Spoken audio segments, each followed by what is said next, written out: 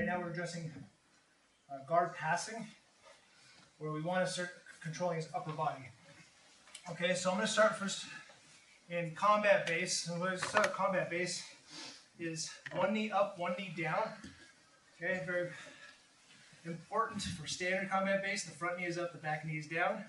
And when I do that, some people think this is combat base.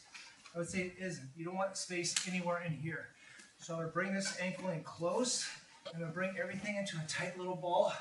Elbows are in, like this. Okay, so try to limit the space underneath you here. So I'm adjusting Jason's guard in my combat base. Elbows are on the inside of his legs. For right now, not the outside. Inside of his legs, close to me. The knee that's up, I like to keep my elbow attached to that knee. Okay, so the cue from here is, for this one, is his feet are floating, hip level or above.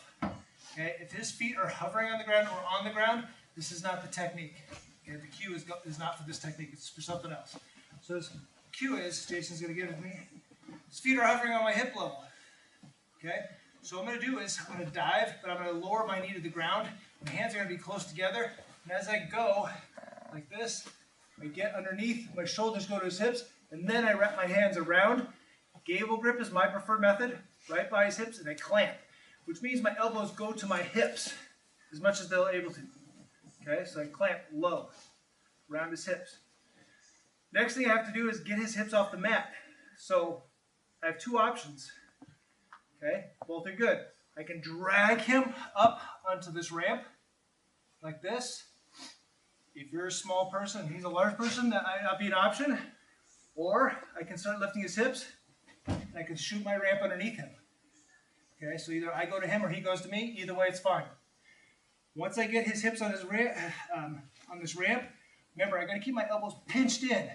Very important. I keep bite and clamp on his hips. Now I get off my knees and I put 80 to 90% of my weight on the back of his thighs, bending him over, sprawling my feet out. Active, engaged toes. Okay, I'm not going to spend too much time here because I want to anchor on so he doesn't start scooting back. I'm going to reach, cross one way or the other, thumb in the collar. Remember, I'll lay up Jason just a little bit so he can breathe. Once I get this collar grip, I got to make sure that this elbow that I'm gripping with is still clamped in. I don't want this flaring out. Clamp in here. Now once I have this grip, whatever grip I have, I turn that hip towards that grip. Okay? Then this other hand lets go, and I reach around, and I grab some pant hold on the same side. And then I keep this pressure, and I tippy toe, 90 degrees, thrust my hips forward, my chest forward, and I melt on top of them. Thank you, Jason. So, do not rush the pass. It can take up to 5 to 10 seconds. You're in complete control. His hips are immobilized. The pressure is so uncomfortable, he's probably begging you to pass. That's the goal.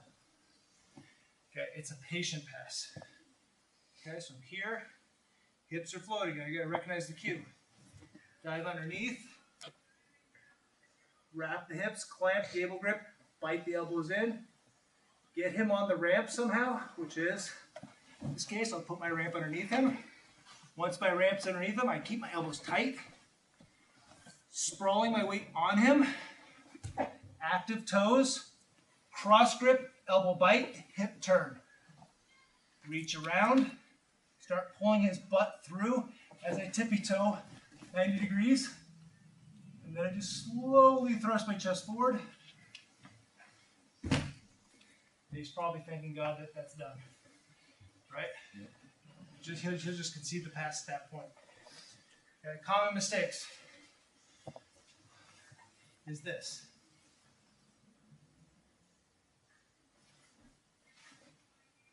Okay? If I go underneath and I commit my hands without his legs being above my shoulders, he's got to be super weak and sleeping to allow this to happen. He's just going to bury his feet to the floor. And this is commonly where everybody struggles. They go, I want this. And they keep trying to lift. If you're 2 or 3 times as strong, you'll make it work, you'll force it. But if it's equal or you're smaller, it's never gonna work. So my recommendation is, once I drop this knee, I start with my elbows.